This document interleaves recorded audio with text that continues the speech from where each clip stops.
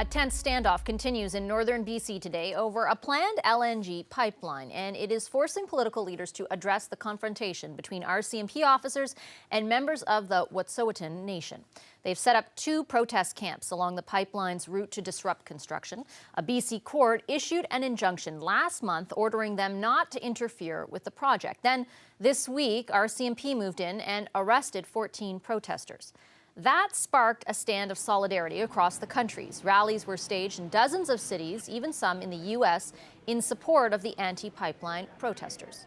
Prime Minister Justin Trudeau could face heat over the issue tonight. He's in Kamloops, BC, hosting a town hall. Here's what he had to say earlier about the situation. Obviously, it's not an ideal situation, but we have to remember that 100 years ago, if the government decided, well, the railway's going here, nobody was consulted. The government could just do this. That is not the way we do things anymore. It's not the way we should do things anymore. But at the same time, we're also a country of the rule of law, and when the courts weigh in and say, that we need to get things done and we need to move forward, we also have to abide by that. BC approved this project back in 2014. It's a key part of a plan to build a multi-billion-dollar LNG terminal in Kitimat, BC. And today, Premier John Horgan insisted the pipeline meets all the government standards. We recognize the right of individuals to protest. We recognize the rights of those across the country who wanted to voice their concerns about this project. However, it has been my view that LNG Canada has shown they understand the importance of consultation and meaningful reconciliation with First Nations, and that's why they have signed agreements with every First Nation along the pipeline corridor. So if 20 First Nations along the route have signed agreements, effectively given a green light to the project, why are some members of the Wet'suwet'en Nation disputing it?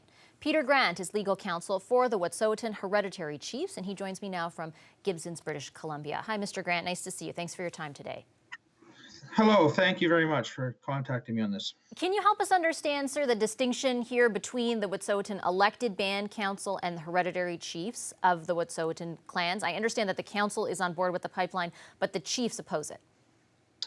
I will try to do so in the face of a lot of confusion and misinformation that has been provided. The Wet'suwet'en operate on a traditional system with respect to their unextinguished Aboriginal title to their lands, including the lands in question here. That system has been well established since long before contact, and fast forwarding to 21 years ago in 1997, the Supreme Court of Canada recognized that system and recognized that the house and clan system of hereditary chiefs, there are 13 houses in the Wet'suwet'en Nation, that they have they are the Aboriginal rights and title holders. The issue for the company and for the government of British Columbia and Canada is that they need to address Aboriginal title, which has never been settled in British Columbia. And they need to address the fact that the Wet'suwet'en have been trying to get recognition since long before, but certainly when they started their court action in 1984 for recognition.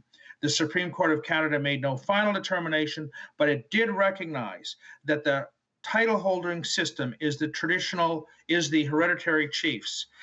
People talk about it being complicated. It is not complicated. 9 judges who had never been in Wet'suwet'en territory summarized in one paragraph 12 of that judgment, what the system was.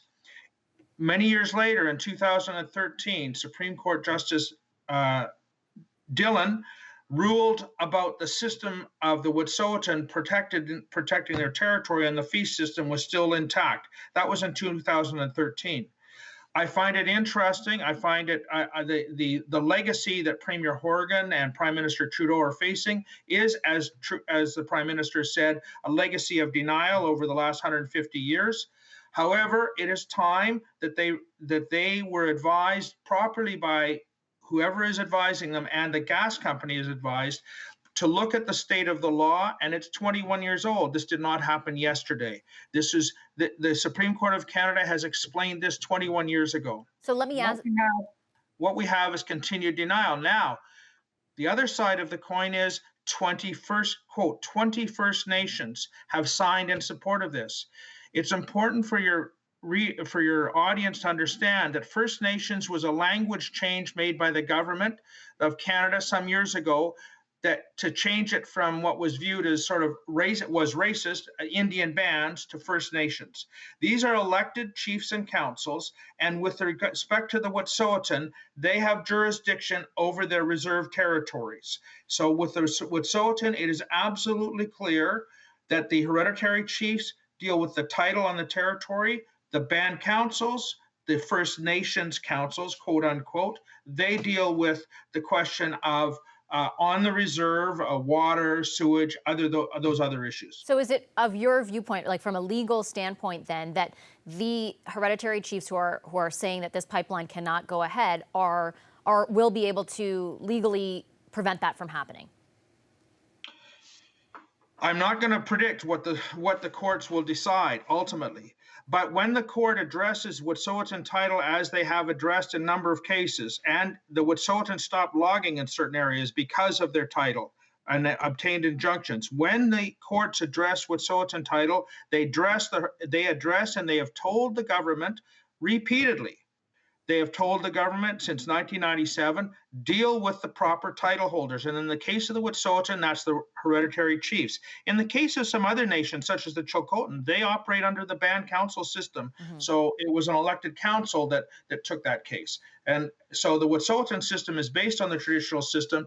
And it is very clear to all Wet'suwet'en, because they all participate in the feast system, the feast hall, that the hereditary chiefs are the ones that make the decisions relating to the land. Is there any way forward for the federal government or the provincial government without first addressing that issue of title on the specific pipeline? Like, will they have to decide will they have to sort of figure out the larger issue of title before the specific pipeline issue can be resolved from your perspective? Well, the Supreme Court of Canada, Chief Justice Lemire in 1997 said that case could go back to trial, but he said, negotiation is the preferred means of resolution of this. Canada and British Columbia, consistency since 1997, have refused to acknowledge, and I say that, although Premier Horgan made a major breakthrough by meeting with the hereditary chiefs, but they generally, when they're dealing with any business matters, say, well, let's deal with the band council. So that is not reconciliation and it is not respect. So first of all, recognize the proper title holder, then you can start to talk about it. The analogy I would give is if a company from China comes to BC and they want to develop a project and Premier Horgan says, I want to meet with you. And they say, no, we're going to meet with the mayor of Surrey and Vancouver because those are the two biggest communities. And we'll make the decision with them for the whole province and you have no say. That's exactly what the company has done in this case. They've gone to the Indian Act bands and they of course, they've offered them a lot of money and resources. And it's hard because the bands need those resources to support the project. But the bands are not the title holders. Coastal GasLink says, and I just want to get your response to this before I let you go, they cited 100 in-person meetings and 1,000 plus calls and emails over the past 5 years with, their words, quote, hereditary groups. Yeah, hereditary groups, and that's because they have decided, Coastal GasLink, notwithstanding the Supreme Court of Canada decision in 1997, they've decided that whenever they meet with a band council, that's a hereditary group. They are operating on that basis. And in a way, they're right, because some of the elected chiefs, of course, are also hereditary chiefs. Okay, but but their meetings with the Wet'suwet'en hereditary chiefs who are the proper title holders, I've been advised that those have been relatively limited. They have sent lots of communications to them, but this is what's happened, and why Kinder Morgan was stopped by the federal court is that sitting down and hearing what people have to say and then going away and ignoring it is not consultation. It's not the proper means of consultation. And I think that Coastal GasLink, they present themselves as wanting to help the communities, and I'm not contradicting that. I'm sure they do, but the point is that when the hereditary chief said, we have serious problems about this, crossing, by the way, the Watsonqua or Maurice River, the pipeline, this will be the only area it crosses, which is the headwaters of one of the major fishing stocks for the Skeena. And so there are serious issues to be discussed. And it's really, I find it a little bit objectionable that the leaders of the country say, well, the rule of law has to apply. We agree the rule of law has to apply, but doesn't that mean that when there's recognition of the proper title holder, you deal with the proper title holder? Okay, I'll leave it there. Thank you so much, Mr. Grant. Appreciate it. Thank you very much, Vashi.